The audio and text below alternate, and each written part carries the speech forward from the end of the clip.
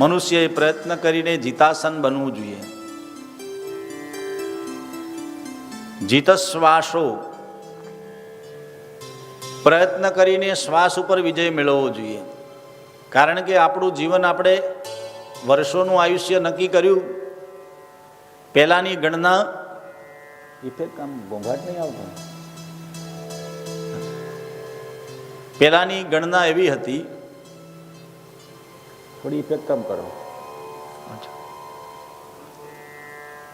પહેલાની ગણના વર્ષો ઉપર નથી, શ્વાસ ઉપર હતી. અને આજે પણ વિજ્ઞાન કહે છે કે મનુષ્ય દિવસના અમુક કલાક અમુક હજારની સંખ્યામાં શ્વાસ લે છે. આંકડો મને સ્મરણ નથી, કોઈ 21,000 કેવા કોઈ છે આંકડો. એવું આખા દિવસમાં મનુષ્ય શ્વાસ લે છે.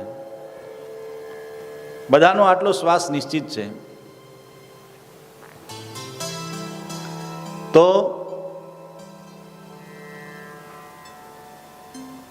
પણ પછી આપણે વર્ષોની ગણના મૂકી હું કે આટલા વર્ષો માણસ જીવે. સતયુગમાં માણસ 1 લાખ વર્ષ જીવતો. કેટલા? 1 લાખ. પછી આવ્યો ત્રેતા.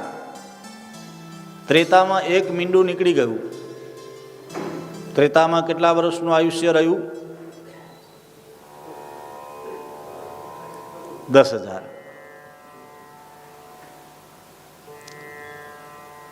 પાછું આવ્યું દ્વાપર. દ્વાપરમાં પાછું 1 મીંડું નીકળી ગયું. 1,000 વર્ષનું આયુષ્ય. અને દ્વાપર પછી કયો યુગ આવ્યો? જેમાં આપણે છીએ. કળિયુગના મનુષ્યોનું આયુષ્ય કેટલું? પાછું 1 મીંડું નીકળ્યું એટલે 1000માંથી કેટલા રહ્યા? 100. પણ અત્યારે કોઈ 100 વર્ષ જીવતું, અને 100 વર્ષ જીવી જાય તો છાપામાં નામ આવે, હા, સમાચારમાં આવે, ન્યૂઝમાં, કે આ એક માજી 102 વર્ષ જીવ્યા કે 108 વર્ષ જીવ્યા. અરે કલિયુગનું જીવન જ 108 વર્ષ છે. શતમ જીવેમ શરદઃ. 100 વર્ષનું આયુષ્ય આપણે બધાએ ભોગવવું જ જોઈએ. પણ આજે શું થયું છે? ખાનપાન એવા થયા, જીવનચર્યા, બધાની જીવનચર્યા, દિનચર્યા એકદમ બદલાઈ ગઈ છે. એને કારણે મનુષ્યનું આયુષ્ય અલ્પાયુષ્ય થઈ ગયા. શ્વાસ ઉપર, શ્વાસની કિંમત શું છે આપણે બધાને કોરોનામાં સમજાણી. હું કોરોનામાં એ જ થતું હતું, જેનો શ્વાસ રોકાય એ ગયું. જીતશ્વાસો, જીતસંગો. મનુષ્યએ સંગ જીતવો જોઈએ. હું જેવો સંગ એવો રંગ. સજ્જનોનો સંગ કરીએ તો જીવન સજ્જનતાવાળું બનશે. દુર્જનોનો સંગ થાય તો જીવન દુર્જનતાવાળું બનશે. મનુષ્યએ હંમેશા સંગને જીતવો જોઈએ. ખરાબ લોકોના સંગથી આપણું જીવન બગડે,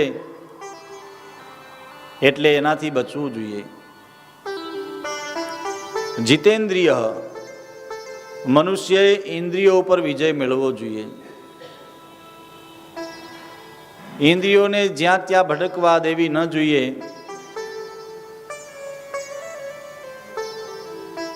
જીતેન્દ્રિય બનવું જોઈએ. સ્થૂલે ભગવતો રૂપે. સુખદેવજી મહારાજ કહે છે, રાજન, મનુષ્યએ સતત ભગવાનના બધી જગ્યાએ દર્શન કરવા જોઈએ.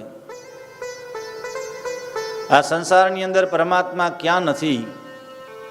અણુર અણિયાન મહતો મણિયાન. મારા પરમાત્મા કણ કણમાં છે, દરેક ક્ષેત્રમાં છે. કોઈ સ્થળ ખાલી નથી કે જ્યાં ભગવાન નથી. ભગવાનને બધી જ રૂપે ભગવાનના દર્શન કરો. અને એ ભાવ તમને ક્યારે થાય કે ગુરુ કૃપાથી થાય. ગુરુ પ્રત્યેની નિષ્ઠા હોય, કોઈ સંતની કૃપા થાય, ત્યારે આપણને આ સંસારમાં બધે જ ભગવાનના દર્શન થાય છે.